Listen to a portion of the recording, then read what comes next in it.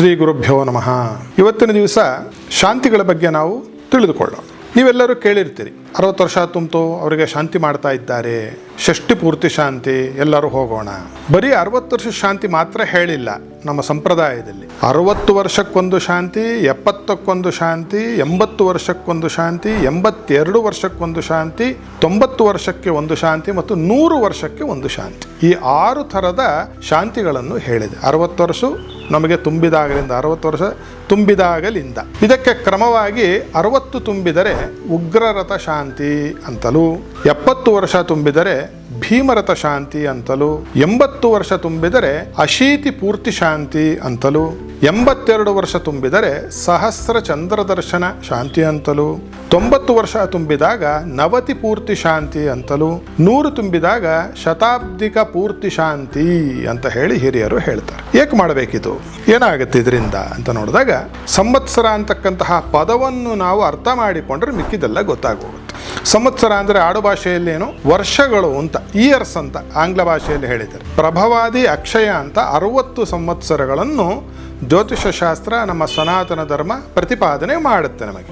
ಈ ಸಂವತ್ಸರ ಪದಕ್ಕೆ ಅರ್ಥ ಏನಪ್ಪ ಅಂತಂದ್ರೆ, ಸಮ್ಯಕ್ ವತ್ಸರವತ್ ಪಾಲತಿ ಇತಿ ಸಂವತ್ಸರ ಅಂತ. ಅಂದ್ರೆ ಒಂದೊಂದು ಸಂವತ್ಸರಕ್ಕೆ ಒಂದೊಂದು ಅಭಿಮಾನಿ ದೇವತೆ ಇರುತ್ತೆ. ಹೇಗೆ ನಮಗೆ ತಾಯಿ, ದೊಡ್ಡಮ್ಮ, ಚಿಕ್ಕಮ್ಮ ಈ ರೀತಿಯಾಗಿ ತಾಯಂದರಿದ್ದಾರೋ, ಎಲ್ಲದಕ್ಕಿಂತ ದೊಡ್ಡದಾಗಿರ್ತಕ್ಕಂತಹದ್ದು ಯಾವುದು ಅಂತಂದರೆ ಪ್ರತಿಯೊಂದು ಸಂವತ್ಸರಕ್ಕೂ ಒಂದು ದೇವತೆ. ಅದರ ಗೋಜಿಗೆ ಹೋಗೋದು ಬೇಡ, ಇಷ್ಟು ತಿಳ್ಕೊಂಡ್ರು ಸಾಕು. ಆ ದೇವತೆ ಏನು ಮಾಡುತ್ತೆ ಅಂದರೆ, ಸರಿಯಾಗಿ ಸಮ್ಯಕ್ ಅಂದರೆ ಬಹಳ ಚಂದದಿಂದ, ಬಹಳ ಚೆನ್ನಾಗಿ, ಬಹಳ ಜತನ ಮಾಡಿ, ವತ್ಸವತ್ ಅಂತಂದರೆ ಮಗುವಿನ ಥರದಲ್ಲಿ ನಮ್ಮನ್ನು ಲಾಲನೆ ಪಾಲನೆ ಮಾಡಿಕೊಂಡು ನಮ್ಮ ಕರ್ಮಾನುಸಾರ, ಹಾಗಾದ್ರೆ ನಮಗೇನು ತೊಂದರೆನೇ ಬರಬಾರ್ದಲ್ಲ ಅಂತಕ್ಕಂತಹ ಒಂದು ಕುತರ್ಕಕ್ಕೆ ಇಲ್ಲಿ ಅವಕಾಶ ಇಲ್ಲ, ನಮ್ಮನ್ನು ಕಾಪಾಡಿಕೊಂಡು ಬರುತ್ತೆ. ಈ 60 ವರ್ಷ ತುಂಬಿದ ನಂತರದಲ್ಲಿ ಇದೇನು ಅಂತಂದರೆ, ಈ ಲೈಸೆನ್ಸ್ ರಿನ್ಯೂವಲ್ ಅಂತ ಮಾಡಿಸ್ತೀರಿ ನೋಡಿ. ಯಾವುದೇ ಲೈಸೆನ್ಸ್ ಆಗಿರಬಹುದು, ಡ್ರೈವಿಂಗ್ ಲೈಸೆನ್ಸ್ ಆಗಿರಬಹುದು, ಮತ್ತೊಂದಾಗಿರಬಹುದು, ಮಗದೊಂದಾಗಿರಬಹುದು.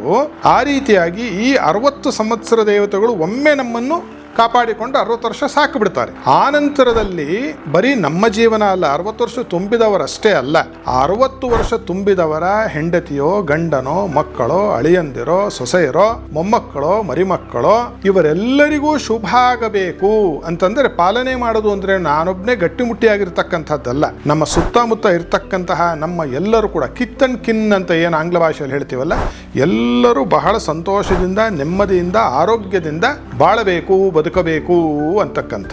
ಹೀಗೆ ಈ 60 ವರ್ಷ ಆದ ನಂತರ ಮತ್ತಿನ್ನೊಂದು 60 ವರ್ಷ ನಮಗೆ ಬದುಕಲಿಕ್ಕೆ ಒಂದು ಅನುವು ಮಾಡಿಕೊಡಪ್ಪ ಭಗವಂತ ಅಂತ ಹೇಳಿ ಆ ಸಂವತ್ಸರ ದೇವತೆಗಳ ತಿಥಿ, ವಾರ, ನಕ್ಷತ್ರ, ಯೋಗ, ಕರ್ಣ, ಸಪ್ತ ಚಿರಂಜೀವಿಗಳು, ಅಪಮೃತ್ಯು, ಆಯುರ್ದಾಯ, ಮಹಾಮೃತ್ಯುಂಜಯ, ತ್ರಿಮೂರ್ತಿಗಳು, ತ್ರಿಶಕ್ತಿಗಳು, ನವಗ್ರಹಗಳು, ನವಗ್ರಹಗಳ ಅಧಿದೇವತೆಗಳು, ನವಗ್ರಹಗಳ ಪ್ರತ್ಯಧಿದೇವತೆಗಳು, ಇಷ್ಟನ್ನು ಆವಾಹನೆ ಮಾಡಿ ಅವರಿಗೆ ಸಂಬಂಧಪಟ್ಟಿರ್ತಕ್ಕಂತಹ ಮಂತ್ರದ ಜಪ, ಹೋಮ, ತರ್ಪಣ, ಮಾರ್ಜನ, ಬ್ರಾಹ್ಮಣ ಸುವಾಸಿನಿ ಭೋಜನ, ಬಂಧು ಮತ್ತು ಇಷ್ಟರ ಒಂದು ಭೋಜನಾದಿಗಳನ್ನು, ಉಡುಗೊರೆಯನ್ನು ಕೊಡುವುದರಿಂದ ಏನಾಗುತ್ತೆ, ನಮಗೆ ಮತ್ತೊಂದು 60 ವರ್ಷ ನಮ್ಮ ಜೀವನಕ್ಕೆ ಮತ್ತು ಜೀವನದ ಒಂದು ನಡೆಗೆ ಒಳ್ಳೆಯ ಪುಷ್ಟಿಯನ್ನು, ಶಾಂತಿಯನ್ನು, ಏಳಿಗೆಯನ್ನು ಕೊಡ್ತಾ ಬರುತ್ತೆ. ಉಗ್ರರಥ, ಭೀಮರಥ.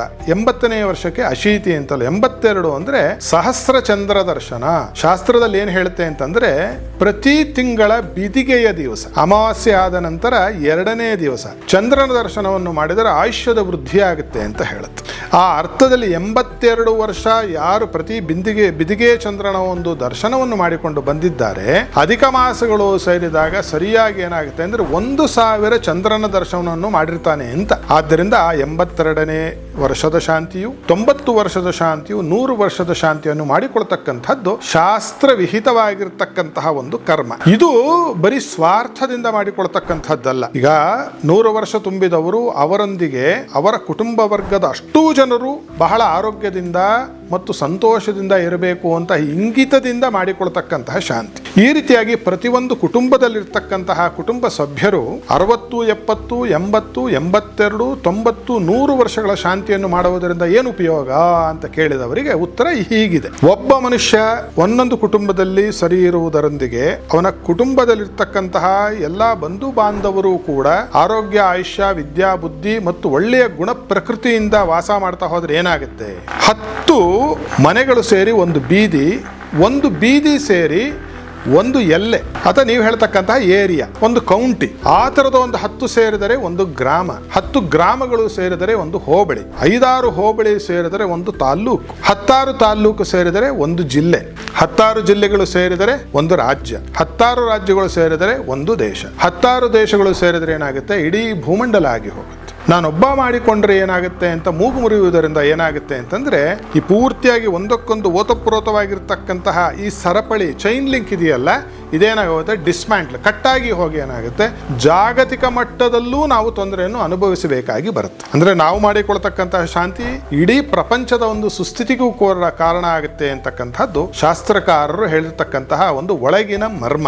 ಇದು ಅವರಿಗೇ ಅಲ್ಲ, ಬರೀ 60-70 ವರ್ಷದ ಶಾಂತಿಗಳು ಬರೀ ನಮಗೂ ನಾವು ಮಾಡಿಕೊಳ್ತಕ್ಕಂಥದ್ದಲ್ಲ, ಎಲ್ಲರಿಗೂ ಕೂಡ ಅದು ಅನುಕೂಲವನ್ನು ತಂದುಕೊಡ್ತಕ್ಕಂಥದ್ದು ಆಗಿರುತ್ತೆ. ಆದ್ದರಿಂದ ನಾವೆಲ್ಲರೂ ಏನಪ್ಪಾ ಮಾಡಬೇಕು ಅಂತಂದ್ರೆ, ಈ ರೀತಿಯಾಗಿ ಶಾಸ್ತ್ರದಲ್ಲಿ ಹೇಳಿರ್ತಕ್ಕಂತಹ ಈ ಒಂದು ಶಾಂತಿ ಕಾರ್ಯಕ್ರಮಗಳನ್ನು ಯಥಾಶಕ್ತಿ ಮಾಡಿಕೊಂಡು ಬರ್ತಕ್ಕಂತಹದ್ದು ಎಲ್ಲರಿಗೂ ಏಳಿಗೆಯನ್ನು, ಶುಭವನ್ನು ಮತ್ತು ಎಲ್ಲದಕ್ಕಿಂತ ಮಿಗಿಲಾಗಿ ಶಾಂತಿ, ನೆಮ್ಮದಿಯನ್ನು ಕೊಡುತ್ತೆ ಅಂತಕ್ಕಂಥದ್ದನ್ನ ನಾವೆಲ್ಲರೂ ತಿಳಿದುಕೊಳ್ಳುವುದರೊಂದಿಗೆ ಆಚರಣೆಗೆ ತರಬೇಕಾದ್ದಾಗಿರ್ತಕ್ಕಂಥದ್ದು ಆಗಿದೆ. ಎಲ್ಲರಿಗೂ ಮಂಗಳವಾಗಲಿ.